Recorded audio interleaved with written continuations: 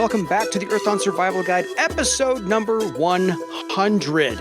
And as a special feature for all of y'all and myself, Josh knows the man we're going to talk to tonight.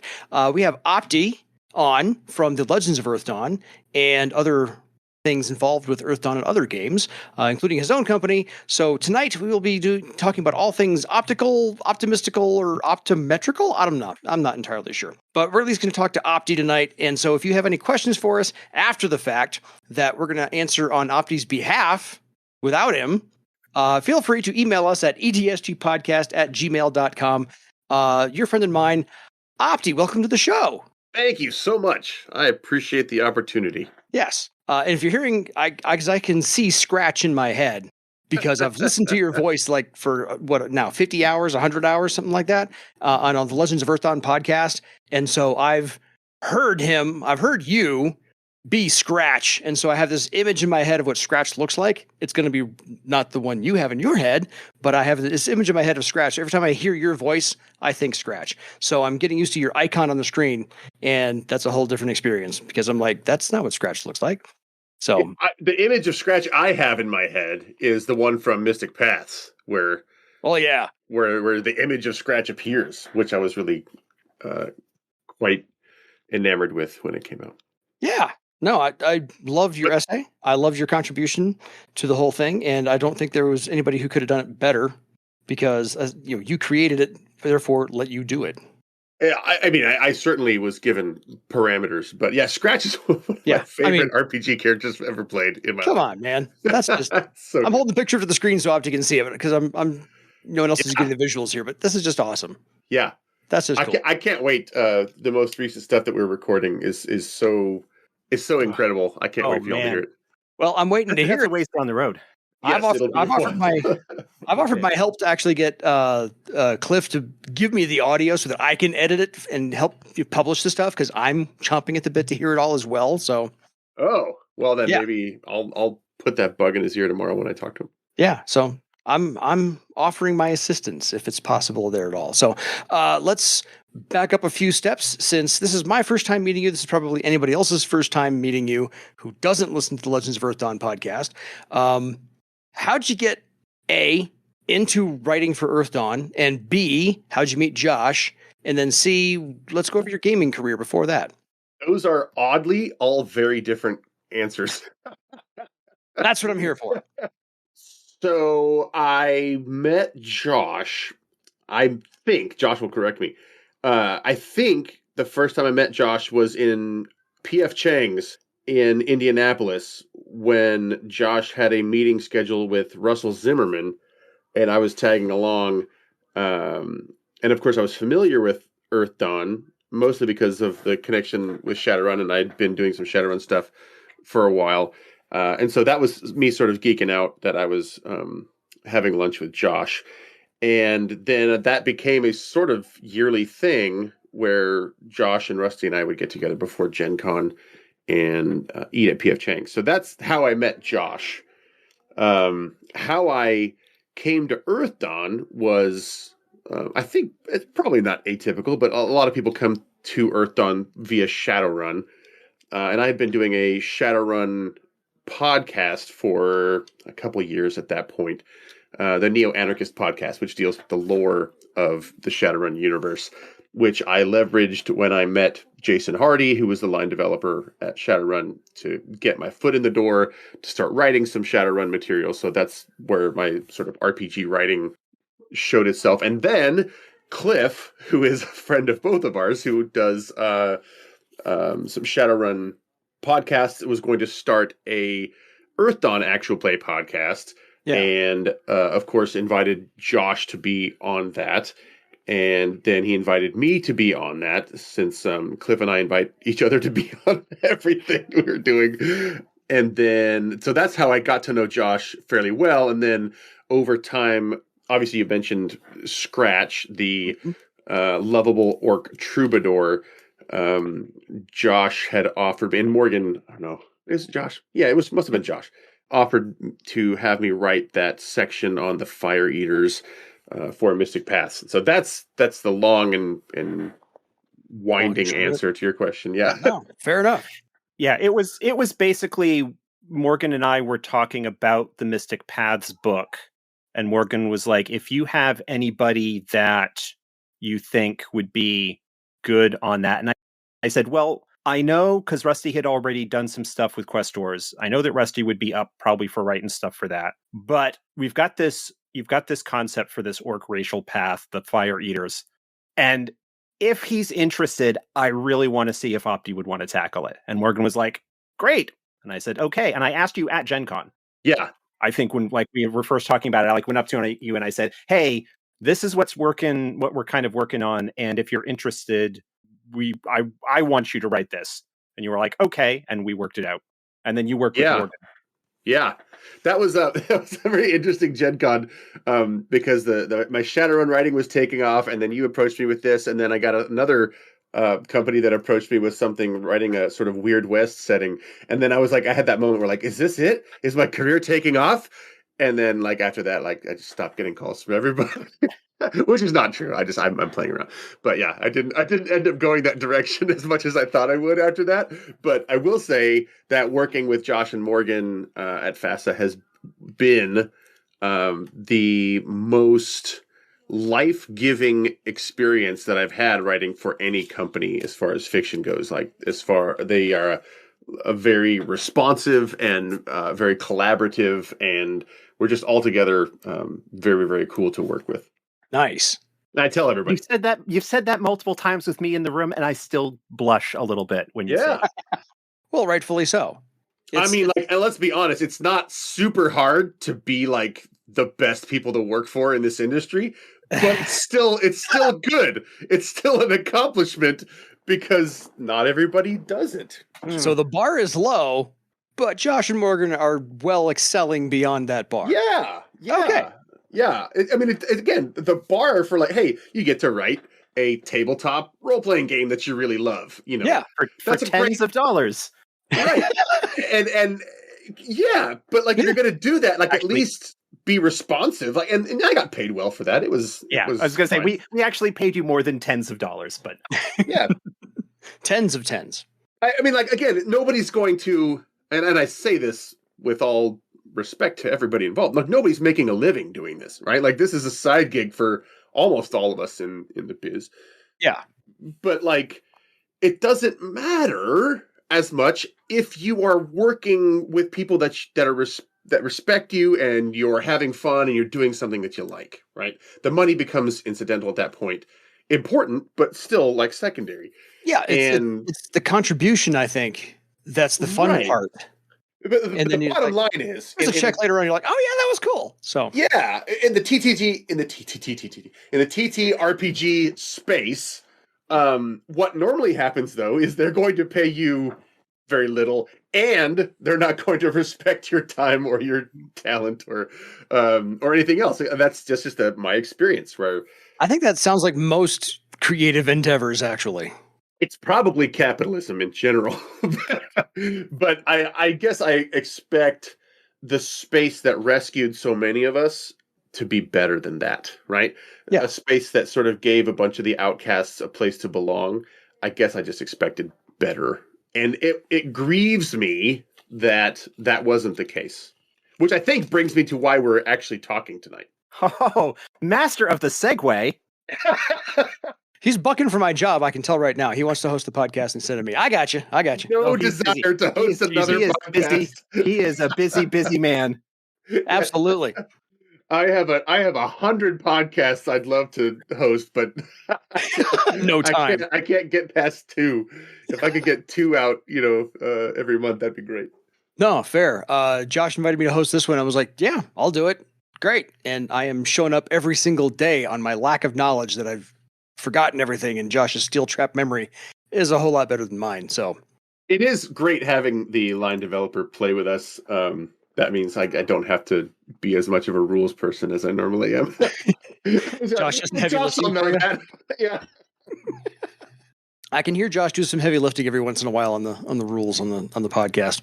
Anyway, yes, part of the reason that one of the main reasons that I wanted to bring you on when I talked with you back in September about coming on the show was that you was this perhaps driven by your, experiences working in the industry, that you have established your own company? Correct. Yeah, I was going to get to that. That is more or less the reason. Yeah.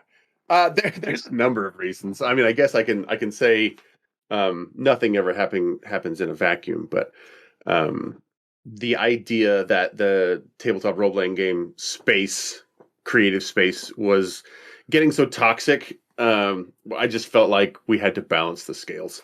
So that's more or less the main reason why we started Fragging Unicorns Games. And launched with at least numerically speaking, pretty successful Kickstarter, Gangs of the Undercity. Yeah. Gangs of the Undercity, a cyberpunk fantasy miniature skirmish game. That's a mouthful, but something like Necromunda with Shadowrun skin is sort of the elevator pitch. But yeah, we launched that. We took in 83,000 once everything was said and done. And I don't want to, bury the lead here, but I will go ahead and just say that wasn't enough. The last 2 years of COVID have absolutely thrashed us. So we have learned a ton of lessons, which I know that you at FASA have also learned a bunch of valuable lessons with your first Kickstarter out of the gate. So yeah, it's just the learning curve is steep. I think you'd agree. Yes. Yeah. Yeah, I'd say so. Well, I mean, starting your own company is probably even a larger leap than having an established company to kickstart from and having a kind of an established base there. Sure. You went out on the whole limb by yourself and said, "Hey, I got this thing," with no base to work from. So that I applaud you and your courage in doing so. Yeah, I'll be the first to admit that I still don't know what I'm doing, and I'm still just winging it all the time. But it's not like, if I can do a little meta tinkering here for a second, it's not like Opti, the brand, was unknown. If that makes any sense, right? So it wasn't like I'm starting this company, from true scratch. Whew, that's a funny little tie-in. Anyway. Yeah.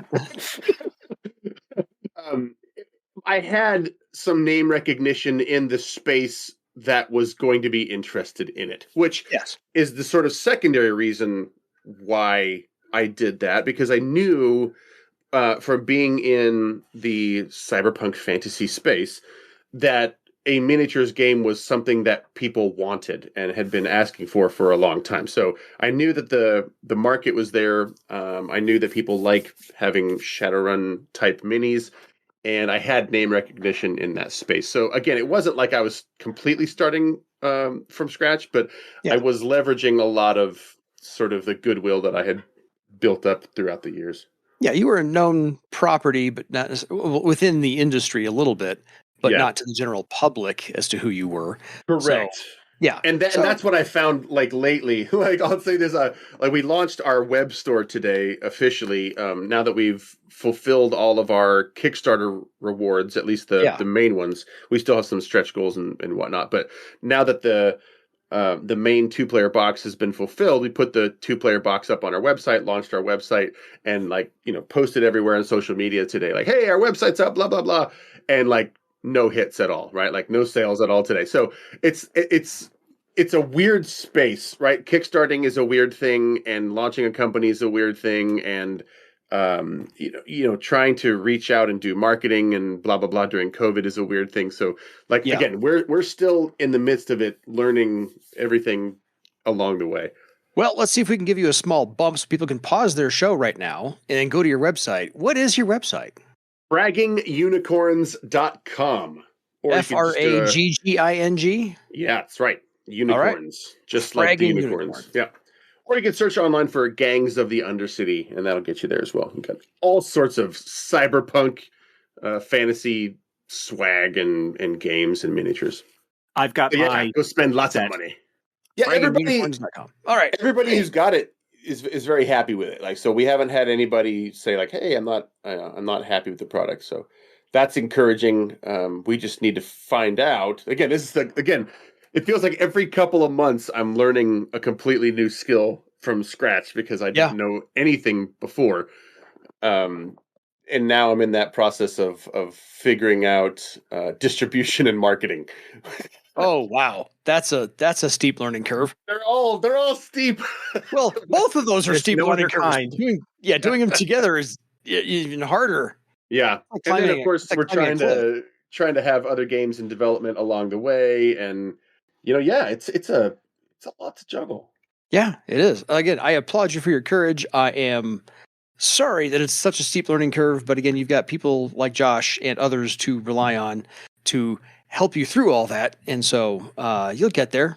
I do. Like the Beatles said, I get by with a little help from my friends. Yes, absolutely. I just tapped into the cultural zeitgeist right there. Little Joe Cocker, man. See, I see how you did that. The current Beatles zeitgeist. Look, the Beatles are evergreen. All the kids are listening to the Beatles, right?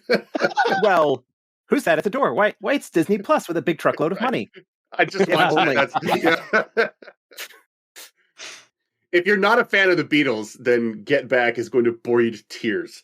But if you like the Beatles, then Get Back is going to be fascinating. Absolutely. So my brother was a huge fan of the Beatles, especially George Harrison. So mm-hmm. one of these days, I'll sit down and it's like 9 hours. Oh yeah, I heard it's lengthy. Yeah, it's huge. But again, I watched it all, and I was like, "This is cool." My wife's like, "This looks boring as hell. What are you doing?" Like, I can't explain it. I can't explain why this is fascinating, but it would be like a non-gamer sitting in at one of the like Gen Con dinners, like at the table, like when we had dinner this past year at where did we end up? Was it Buca? Oh, Buca de Beppo, yeah. Yes, finally. Like, with like 9 or 10 of us around the table and various like all sort of gaming adjacent conversations going on. Totally. I imagine people who are interested in that would be like fascinated, maybe. Possibly. I still, wonder how people actually have any interest in anything I have to say. But I've been doing this for a while now, so apparently there is something to it. But somebody who isn't into that would like be sitting there going, "Oh my God. Yeah, why is this interesting? What exactly is going on here?" Yeah. Every nerdy thing has its own little niche. So there are sports nerds, and they have their own little sports niche, and they look down on the rest of us. And we have our gaming nerds, and we have our gaming niche, and we don't care about the other things. And there's comic niche, and movie niche, and music niche, whatever. Everyone's got their thing. That's all there is to it. Yes, so, my wife likes football, and I just don't get it. Oh, who's your team? She likes the Bears. Really? I'm a Vikings fan.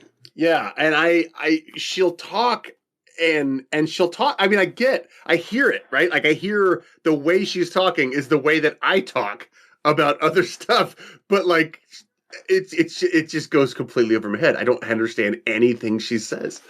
But it's that's all right. Yeah, my wife was a huge reader. She'll talk to me about authors. She's like, "You know the author, right?" I'm like, "I have never heard that name before in my life." Nope. It happens, but I smatter my interest over all kinds of different things. So I do a little sports, little comics, little gaming, little reading. So I pulse on a couple things. Not Renaissance man. I try. All right, some hard-hitting questions here for you, Opti. Okay, hard-hitting questions. You say hard-hitting questions? Yes, indeed. So you talked about how this whole thing was a learning experience, the learning curve. What are a couple of things that you wish you had known going into it that would have that you feel would have prepared you better? I could really cop out and say I wish I would have known about COVID. But setting that aside, yeah, I mean, like the supply chain disruption with COVID has, I mean, just absolutely wreaked havoc on our profit margin. So aside from that, I think some of the things I wish I had known was number one, don't put shipping on the Kickstarter. Put shipping later, right? Say, when we're ready, then we'll charge you for shipping. Yeah. That is absolutely, what I would have done. The second thing is, and I'm talking about Kickstarter now because that's sort of how we launched this one.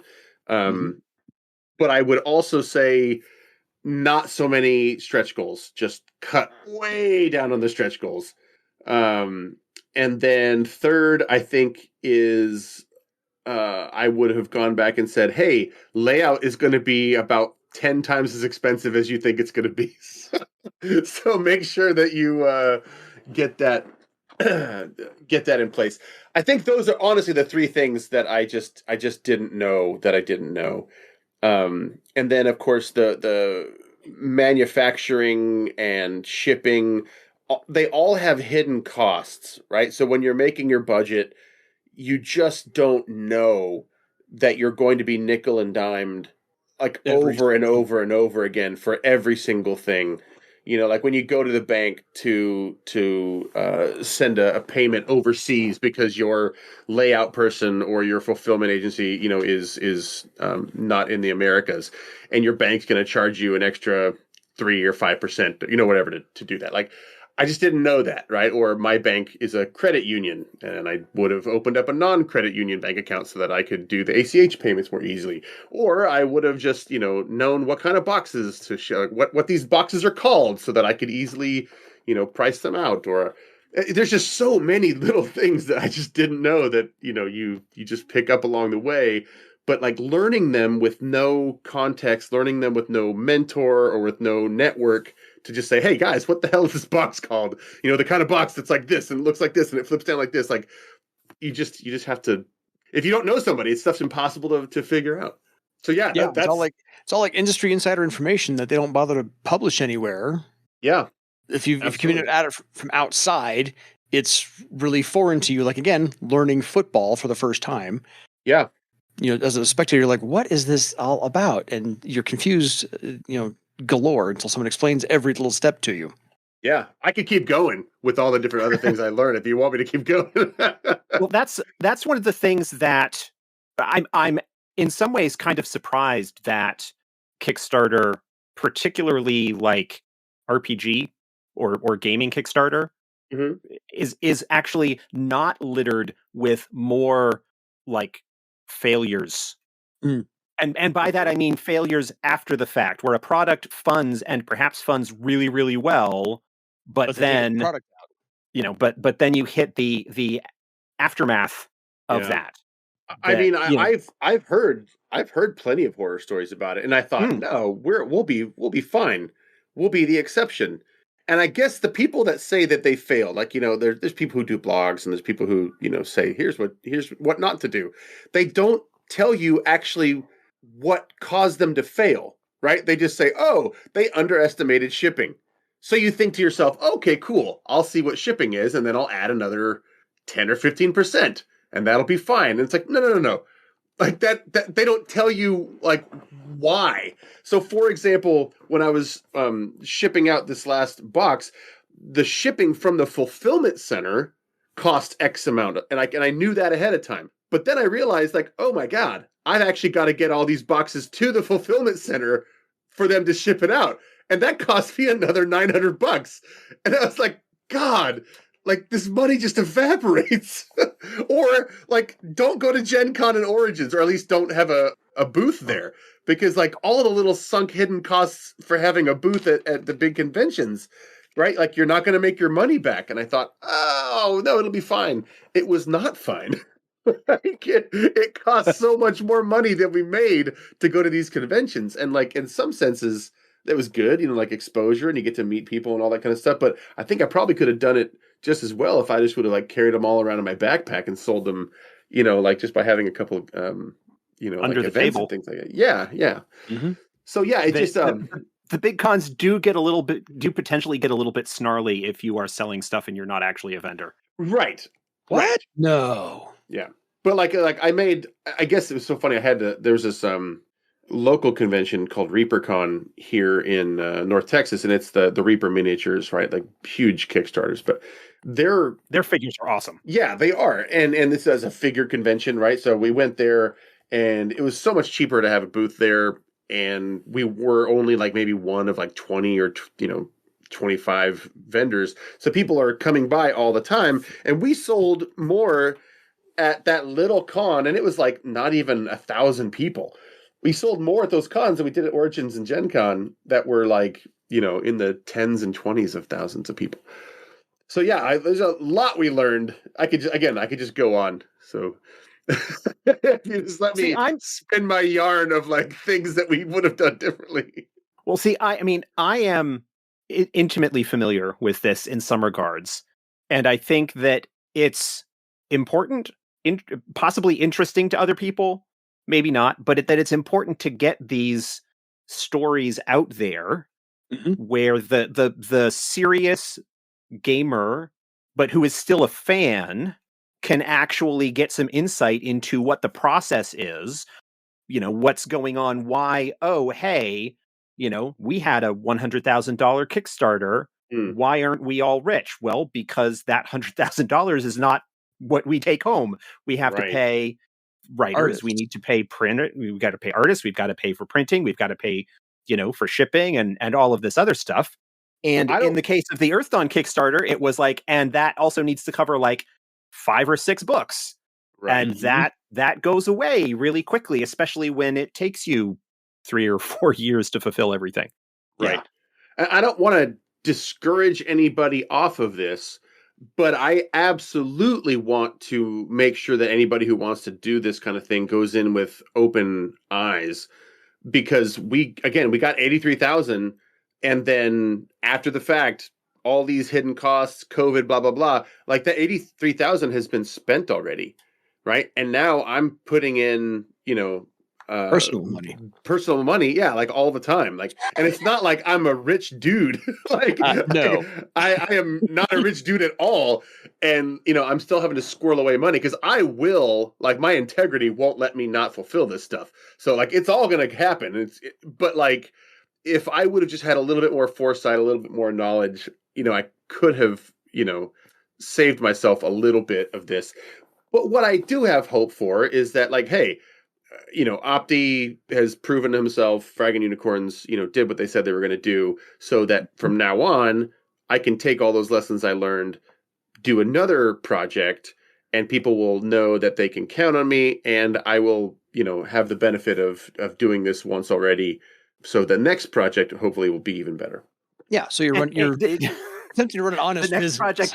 The next project will have completely different things that you have to learn and that cause you problems. Right. Totally. I mean, one of the things right now is I'll just be so honest. I don't even care. That's why you're here. I'm so tired of like wearing the mask of like I have shit together. I do not, and it's easier for me to just tell the truth and look stupid. So we're working on an RPG right now. We have been for a long time. The idea for the RPG has been around as long as Gangs of the Undercity's been around. And it's the role-playing game that's set in that same universe, right? So that makes sense. It's like Gangs of the Undercity, the RPG. It's called Subversion. We want to subvert a lot of tropes in it. It's very clever, right? Very clever time. Anyway, so you play these subversives, and the cool thing is we threw all these different things that we wanted out of all our games. Like, what don't we like about RPGs? What do we like? Let's put all that stuff. We take a bunch of notes, throw them in a document, like get this document looking nice, balance all the stuff around each other. We played the game, and the game was just so not fun. I was like, oh, that is such a disappointment. So we went back to the not necessarily the drawing board, but we like had to rewind a lot of stuff and go back, over a lot of stuff, and that like killed me. Like it killed my soul, and it sapped all of my desire to keep doing this. And so I just had to like put it down for like 2 months when like the game we had been working on for like a year or two just wasn't fun. And that's what it's like to be a game developer. I have this great idea. Oh, wait, it sucks. Oh, gotcha. Right, like on paper, like this game rules and everything's balanced and it's great. But when it came time to actually play it, we were all scratching our heads like, that's not what I want to do right now. Like, that doesn't feel fun. That's boring. Like, I don't want to do it was just heartbreaking. It's kind of like, I love money. I hate doing my taxes. Why is it doing my taxes over here?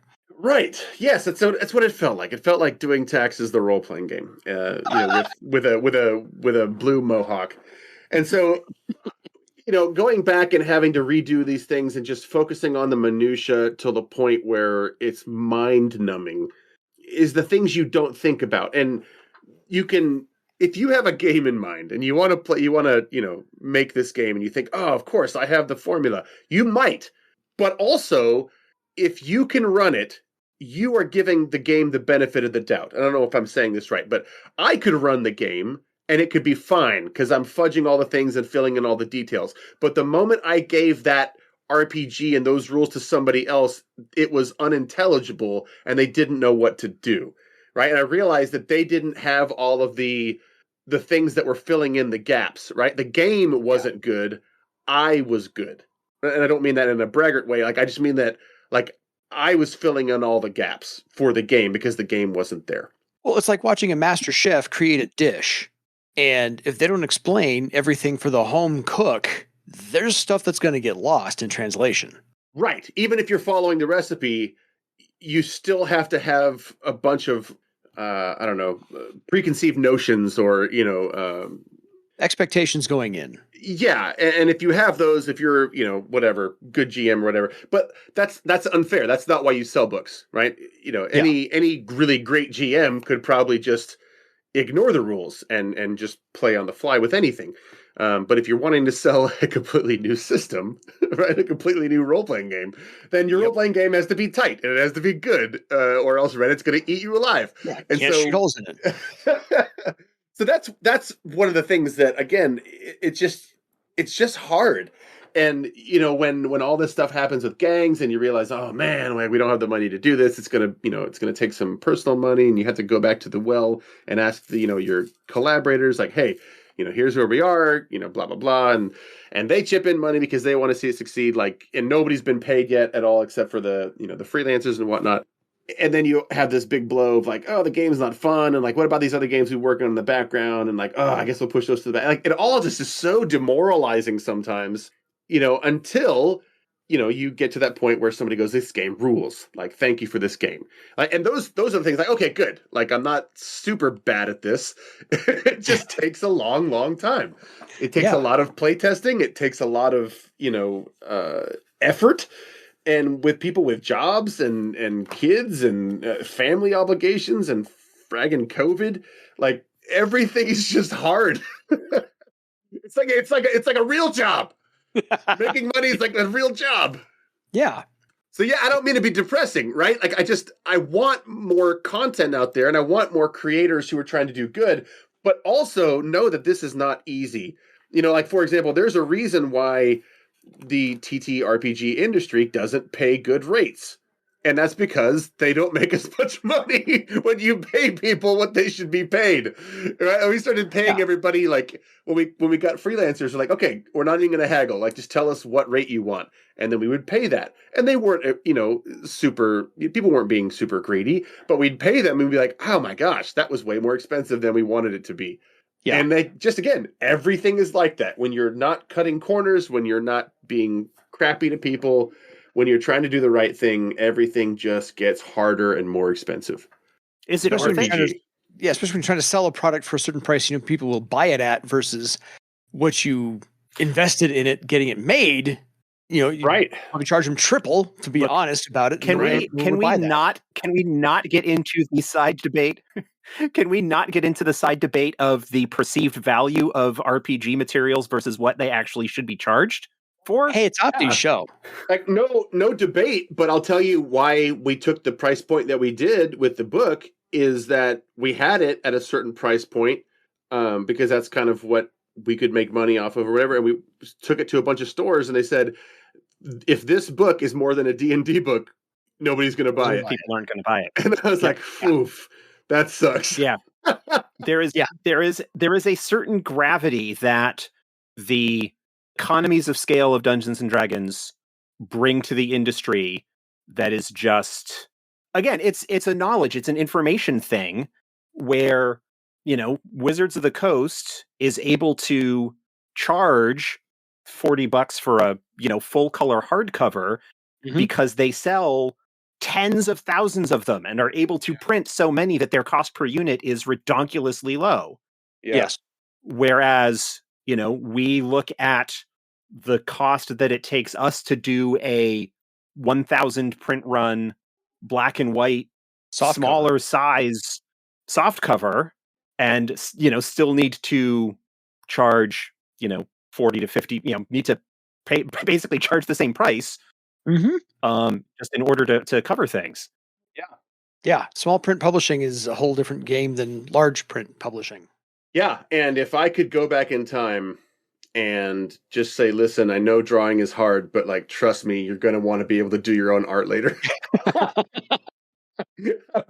I would do that in a heartbeat, because art absolutely sells books, and art is it does expensive. No lie. The rule of comics, because I've read comics for a number of years, art gains interest, and then the writing will keep people reading. Yeah. After you change artist on whatever book you're reading. So the art grabs their attention and pulls them in. Oh, that looks cool. Let me read what that's about. And then the writing keeps them there. So if you have a game, same thing. Your art, your cover art, your interior art will get somebody's attention. And if the game is good, they'll stay. And they'll read all the way through it cover to cover. Or at least that's what you hope. That's what you hope. Yeah. The number of people who read RPGs cover to cover are shrinking. But yours truly included. No, I'm kidding. I'm just throwing in my 2 cents on Opti's interview. So, Josh, when I was a kid, I used to read RPGs cover to cover all the time. But when I didn't have other responsibilities. When that was what I wanted to do in my life. Exactly. So let's talk a little bit. Let's step away from the business for a moment, or at least from the numbers and the money aspect of the business for a moment. Let's talk about the process. Like, talk to me about making Gangs of the Undercity, about the process of kind of coming up with everything for that game. Like, that's a broad question, but yeah. So again, I could tell you lies, but I'm gonna instead go with the truth. And the truth is not particularly sexy. So here's what happened. There was supposed to be a Shadowrun miniatures, gang warfare game that was supposed to come out in 2012, and it never materialized. And like, I've told the story a bunch of other places, but at a certain point, it became really obvious that the folks who held the license were just not going to do that game. And so I said, you know what? I'm going to do that game. This is my arrogance. I'm going to do that game because that's the game I wanted. So I started there with, okay, gang warfare between, cyberpunk fantasy gangs. Mm-hmm. And then basically went to all of the war games that I had played previously. What do I like? What do I not like? And then got a certain kind of base mechanic there. And then, just basically built up the base mechanic, because base mechanics in a sort of more gamey game, like a tabletop game, like where there's not a lot of role playing, and not a lot of like the things that you can do are fairly limited, right? You have certain things you can do on your turn, and it's all sort of board game-ish. Yeah. So you just get down some basic rules and you start throwing dice, and again, the problem is just everybody I know who's into this did not live close to me. So it's trying to find time to like figure out, hey, can we play over Tabletop Simulator or whatever? So we just started farting around with these. I would say, okay, how many attributes do we need? Like, what do we need for this? Like, how many actions per turn? And we just started talking, and I started writing down things. I cut and pasted an entire rule book from another company, pasted it onto a document, and then just went through changing stuff. Because like that's the only thing I knew how to do. Like, here's some people who had done it before. Then I went to another book. I said, oh, I like this section, so I'll just swap out these sections, and then just like spent the next year and a half, 2 years just changing everything. Mm-hmm. But here's the cool thing. Here's the breakthrough moment. We had a pretty good game, but it didn't feel special. It didn't feel like there was anything that it was doing that other war games weren't doing. So I left for 2 weeks on a vacation, and I said, okay, these two particular folks on our team, Ryan and Tom. If you guys are listening, good job, Ryan and Tom. But I said, okay, you guys just take a look, and I'm not going to look at this for 2 weeks. I'm going to be totally incommunicado. So when I come back, I'll see what you guys have done. And they took it and they made really significant changes while I was gone. So I got back and they had taken out a bunch of stuff, replaced it with a bunch of stuff because I had let them do that. And having new creative juice into it absolutely cranked the game in a totally different direction. So then after that, it was just playtest. It was refining. It was, it sounds like the process was very straightforward, but it wasn't. Like, you just take every little bit and you try to break it, and then you move on to another little bit and you try to break that, and then you write a bunch of lore, and then you go back and say, oh, I wish that I didn't write that bit of lore because that makes this particular mechanic hard to simulate. And so you go back and change the lore, and then it's just this process of just never ending going back and dancing with different mechanics, and eventually a book emerges. But again, if I would have had another year of playtesting, I would have done that. But I'm way too impatient for that. Eventually it comes to the point where you say, it's good enough. Let's get it. Let's move on. Yeah, that's what I said. But now I have an errata team, a sort of volunteer errata team that has a whole mess of errata that they want to push through into the PDF. And now we have to have this debate. Yes, this will make the game better, but also it will invalidate everybody who has a paper book. And I don't want to. Second editions are for. I don't want to upset anybody, you know what I mean? But at the same time, do we want to use this, this better thing that now that we've had a chance to, play test it for a couple of years? Look, Dan, that's what we're dealing with now. You can't move to a second edition or second print until you get rid of the first. Now, I actually have been wondering, so I don't know about Earthdawn, but Shadowrun did that. They introduced a second edition, which didn't really invalidate anything in the first edition except for the core rulebook. It's I find myself wondering, is that possible to do? To update things in such a way that it doesn't invalidate anything and just sort of tightens up. So if I was going to do that's what I think I'd do. In fourth edition, we've done a couple of things like that, where because of when stuff was created and the process or early on lack thereof was not in place. If you look at the first example that comes to mind is if you look at the Bone Circle spell, the Nethermancer spell in the original Player's Handbook, the first edition, the first printing of the fourth edition Player's Handbook, it's basically a retread of the previous edition's version of the spell, with maybe a couple of minor tweaks here and there. But then when the time came along and we were working on the GM's guide and we're creating the spirits, basically the rules that we came up with for the Bone Spirit in the Spirits chapter of the GM guide no longer matched what had originally been written for the spell, because we wanted the spirits to work a particular way. And so, yeah, there are sort of cases like that happens in Earthdawn. And, it always becomes the new edition and various other stuff it's the eternal dance. And of course, with Earthdawn, we had the, issue of it being the fourth edition of the game, whereas you're dealing with something brand new. Right. It's hard to know the right answer. Yeah. I don't think ultimately, and this is, this doesn't make fans listening happy. There isn't a single right answer. You just kind of make the decision that you make at the time that you have to hand, and you kind of have to live with it after the fact. If I could go back to the beginning of fourth edition, I would really kind of reconsider what we were going to be doing with the form factor of the books. I like the smaller size. I like how it works really well in sort of tablet ebook format for PDF readers and things like that. I think it works really great for that. But the smaller size does make the books a lot thicker than they otherwise would. And I know that there are people who, just much prefer the larger physical books.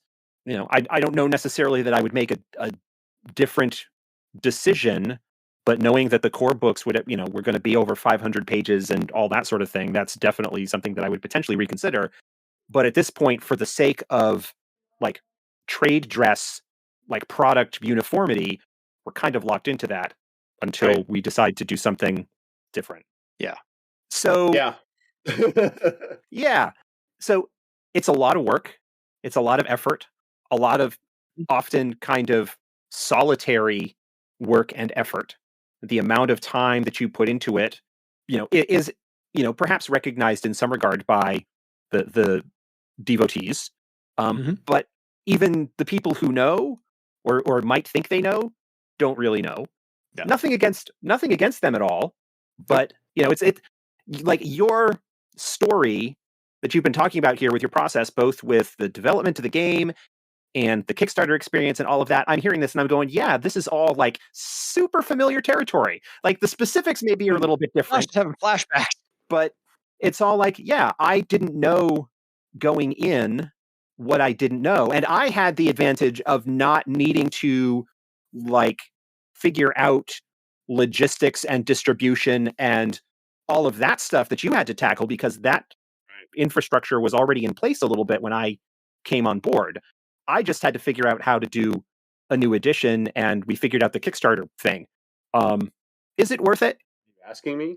Yeah. I'm asking, I like, think it is. we've been, I mean, look, I'm here now 7-8 years later, still doing it. But like, I mean, you mentioned, I can't answer that now. Like honestly, like if this was all there ever was, like if Fragging Unicorns did this and nothing else, and this is sort of the end of our story, then like I would say no, like no way, like there's no way this was worth it. Mhm. If we are able to sort of survive this little slump, right, and if our creativity and our hard work and our dedication pays off, and we have another success, but things are different because of what we know, and et cetera, then like yeah, I'm pretty sure that we'll all feel like the hardship is worth it. But like this has been a really hard process, and it's very discouraging at some points. It's very encouraging at some points, of course. Like I slept really, really nicely, when I went to bed, when the Kickstarter ended and we were like at 83,000. I was like, yes, that's lovely. I'll take more of that. Thank you. And then, now 2 years later, or maybe a year later, a year and a half later, we're just, we're just tired. You know what I mean? Like, and you don't get the immediate gratification that you would normally get, like in non-COVID times, or with like the product we have is a product that requires you to be person to person, and to have a bunch of things set up. So I think running an RPG, and this is not to, say that your job is easier, but I am looking forward to launching a product where I don't have to deal with manufacturing in the same way, where I don't have to coordinate, getting boxes to hold X amount of minis, and, have stuff to hold where I could just make a book, right? and RPGs are a much different animal in that, like, it's harder to make a good game. The mechanics are more complex and whatnot, but I'm also just looking forward to, like, when we're done doing that, I know exactly how to make this book and exactly how to distribute this book. And because this has been my sphere, I know exactly how to promote this. I can do actual plays. I can, I can get, I just, that is a realm I know more about. So I feel more comfortable hopping into the RPG space. So doing the hard thing first, doing the miniature skirmish game with a billion different sculpts and manufacturing and all this kind of stuff, and making sure that happens, doing that hard thing, and then going from that to something I know a lot about and I'm really comfortable with, in an RPG. I think that's going to be a much more enjoyable experience overall. And then hopefully, the bunch of people that we picked up from gangs, along with the people that supported, me and what we do, with the Earthdawn podcast and the Earthdawn writing and the Shadowrun podcast and Shadowrun writing. Hopefully that will be a much a much more gratifying process a year and a half out. That was again a long answer to your very it's fine. straightforward No, question. I appreciate the honesty that you have brought to this, and I expected no less from you, to be honest. Which is part of the reason why, hard truths here on the Survival Guide. It's called the Survival Guide. um, I like gaming has been a significant aspect of my life for a very long time, and jumping in to like actually work on a game and learning how much goes into it, gives me such a greater appreciation for the people who like do make it.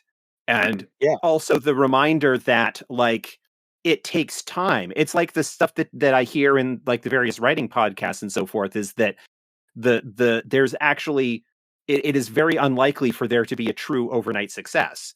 It's just that suddenly something like somebody has been working on for years suddenly catches the right moment and becomes much more broadly aware, and a whole bunch of people hear about it for the first time when you've been kind of, trudging away in semi-obscurity for a year, 2 years, 3 years, however long it takes. Which is fine. Again, we don't do this we don't do this for the money. There are definitely easier ways to make money, even leveraging the same skills. Right. Yes. It's so funny. Like I will say this though, like it. I have high expectations for the games we put out, because when we put the games together, we are aiming for big company quality. And here's my problem, and again, just being honest, I think it's a problem that I'm aiming for quality that outstrips what I think we could actually sell. Right? I don't think that Gangs of the Undercity is ever going to sell enough to warrant us having a book that looks comparable to a GW book. And yet that's what we did. Right? So like I look at a game like Blades in the Dark, and Blades in the Dark probably cost way less to make than our game. The art, was black and white, and obviously done by the same artist, and obviously, not nearly as detailed as what we have in Gangs, and the writing is really straightforward, and it's not nearly as much lore and whatnot. But like they have sold so much, and they're doing so well, and I'm so happy for them. I think I need to start to moderate my expectations, right? And I don't need to go and try to compete with Wizards of the Coast or Games Workshop or even FASA, right? Like I don't need to try to compete with people who have been doing this a very long time, because I can't. And I will burn myself out if I keep trying to produce these books to compete with them that are never going to sell that many, and therefore, the cost benefit analysis is never going to go in my favor if I keep this up. So that's what I'm struggling with. My perfectionism, which I only seem to have in RPGs, and role playing games where I'm like one of those completionists. But I cannot just not do it the way I want it, and the way I want is expensive and not very efficient. Little bit of a cold splash of water. No, yeah.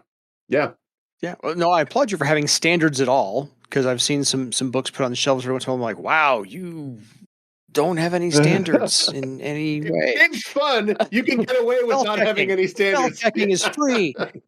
Spell checking is free on your document. Oh, well, that stuff, yeah, there's no excuse for that. I'll just start there, and I'll stop there too. But like, hey, I'll say it. Like, I have been so disappointed with some of the editing on Shadowrun. Like, basically every book that comes out with Shadowrun, I go, gosh darn it, you guys, come on. Stuff that I've written, you know what I mean? Like books that I've written in, and they come out and they just get slammed. But like, here's the thing: people buy the shit out of Shadowrun, and they're having fun with the game. So ask me if I would rather sell that many books and have that many people play the game. And like the worst criticism is like, when are you going to get an editor? It's like, I don't know, when you stop buying the game because of it, because like people are still buying it, even though like they didn't run the spell check or whatever. So I would, They say warts. yeah, I warts would and take all. that problem over like, wow, Opti put out a great book and nobody plays it. And right? he's got Yeah. 10 cases of them in his basement. Yeah.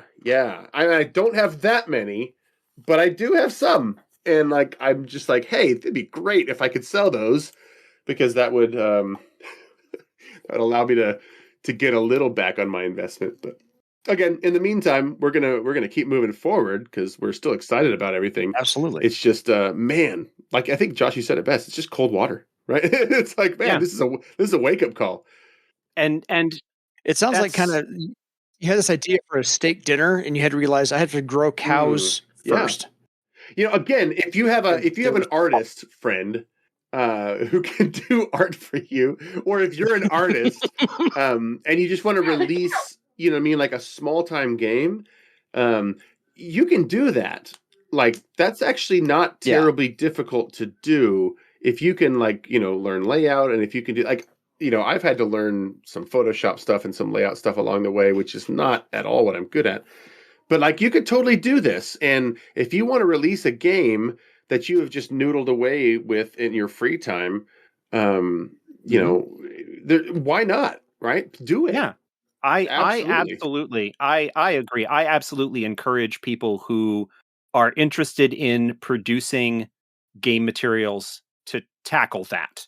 But you have realistic expectations about that. Right. Don't expect that you're going to... This is not going to get you... It's not going to make you rich. It's not going to make you rich. It's probably not even going to sell more than 100 copies. But, that's okay. The fact that you did something is cool as shit. And I... there is no feeling like having a physical copy of something that you made in your hands and saying, I made this. That is...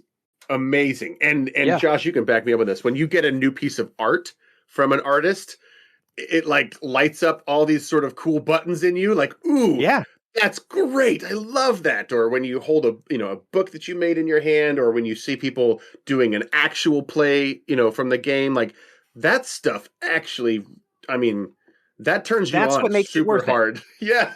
That's what makes it worth it. Yes. You talked about how financially, Gen Con and Origins were kind of awful. Yeah.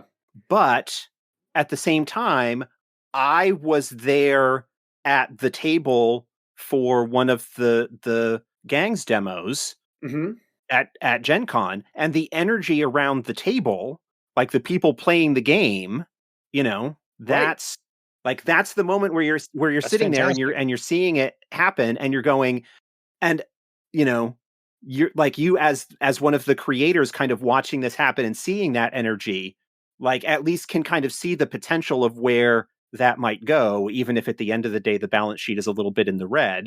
That's why I love going, and I love the fact that every year that I go to Gen Con and I'm running Earthdawn, I get my perennial people coming back every year to play the game, but I'm also getting as many new people coming in and introducing them. And seeing them, when we have a booth, seeing them come up to the booth later and buying the books because of that experience that they had.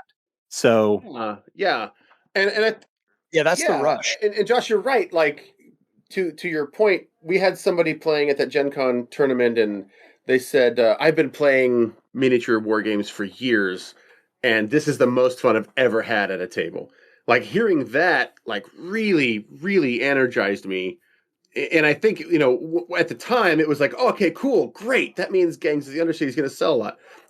Well, it didn't. No, but that's on the other hand, now reflecting back, I have a little bit more mature view of it, in that actually, even if Gangs doesn't sell a lot, number one, I'm happy that person had that experience, and number two, it means that following our gut on what is fun, and following our gut, and following our heart is what we want the game to be, that was validated. So even if Gangs doesn't do anything else, we can feel validated as creators, having put something out into the world, and then like whatever we do next time, have a little bit more confidence that, you know, hey, it's not going to suck. We're actually decent at this. Yeah, you achieved what you started out to aim for, which is I wanted to make a fun game that didn't exist in the sphere before, and now I have. You know, And other people get it. I'm going to That is be fun. really petty and really honest. What I said. Why start now? I've been honest the whole time, but I haven't been petty. Yes, I know. The whole reason that I told myself I was starting with Gangs of the Undercity, as opposed to some of the other, you know, I told you we started Fragging Unicorns because we wanted to be better, right? We wanted to be the sort of change in the industry we wanted to see. But we started with Gangs of the Undercity for literally one reason only. And that's because the company that said they were going to make that Shadowrun game said, we don't know how, it's too hard. We don't have the resources to do this game. And in my head, I thought, well, I bet you do. And I'm going to show you that I can do it on no budget, with no resources, with no infrastructure. And when I do it, And no knowledge. in a steep learning curve, and when I do, I'm going to wag my finger. So this is me wagging my finger. And like that sustains me sometimes, where it's like I don't have anything else other than I did it. And you said you couldn't do it. You know, even don't tell me what I can't do. Yeah. Even if looking back, you perhaps understand a little bit of the mental math or business math that went into the decision they may have made, which was looking at that and you know, market research and having, you know, people with MBAs and stuff like that looking and going, we can't make money at this.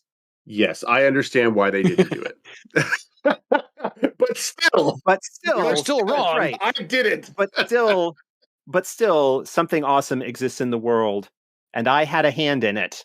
Yeah, mm-hmm. Absolutely. And in the end, that's the lesson I think that we should all take away from this. Yeah, put your energy out into the world. Do it. Yeah. If you have something you want to make, go ahead and make it.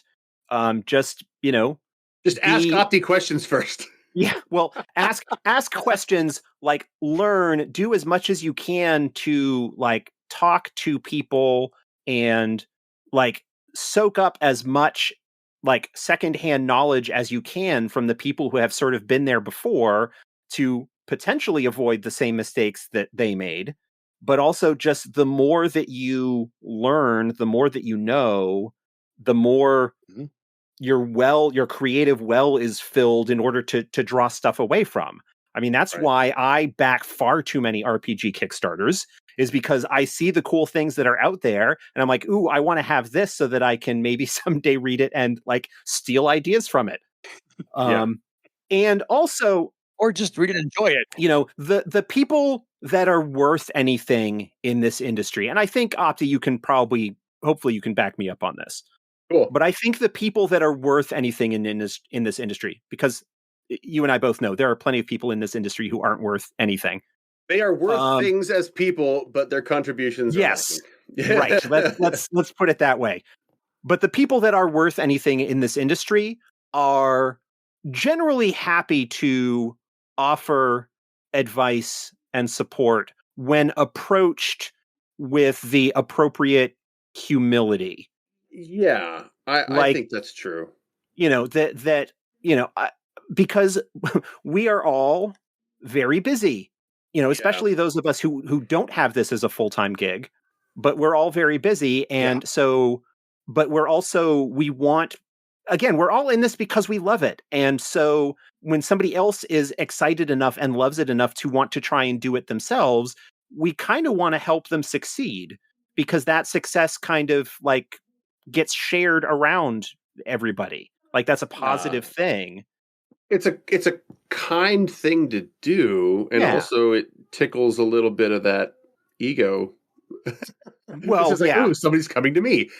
So like, it's a no lose situation. And if you ever approach somebody and they're just a giant dick to you, like that's a character problem on their part. Like there's just, I can't foresee a time where I would blow somebody off and not give an honest attempt to help, because that's just It's like the bare minimum of like just being a decent person. Yeah. And like that's what I strive for, the bare minimum of being a decent person. And well, I've known you for a few years now, and I think you clear that bar by quite a significant amount. Handily. Sweet. For what that's worth coming from me. It means a lot because you're a pretty cool dude yourself. Well, thank you. All right. Thank you so much for spending some time with us tonight, Opti. I appreciate you agreeing to come on the show. I appreciate your honesty. I appreciate these insights. And I hope our listeners were as fascinated by this as I was. Me too. I was happy to learn. I was happy to meet you. I'm very happy to meet you, sir. You made me laugh, which we could all use a whole lot more of in the first place. Definitely, we're going to get your product out there as much as we possibly can. Hopefully, this show gives you a small bump in sales. So, Fragging Unicorn. FraggingUnicorns.com, and literally Unicorns any with an sales will give us a bump. Yeah. So, Fragging Unicorns, plural.com. But otherwise, yeah, Opti, absolutely all the best of luck in everything you're doing. I commend you. I applaud you. I am, having for the first time met you, I am proud of you for doing what you said you were going to do and putting out quality product for everyone to enjoy that is going to pick this up. That. Thank you so much. And it was great to meet you as well. And Josh, it was great to talk to you again. Yeah, always great to hang out with you, man. Cool. So until next time, folks, please go to fraggingunicorns.com and pick up this game and all the rest that Opti's going to put out for you. Buy one of everything. Exactly. Or nothing. Just browse and then share. Bye. Good night, everybody.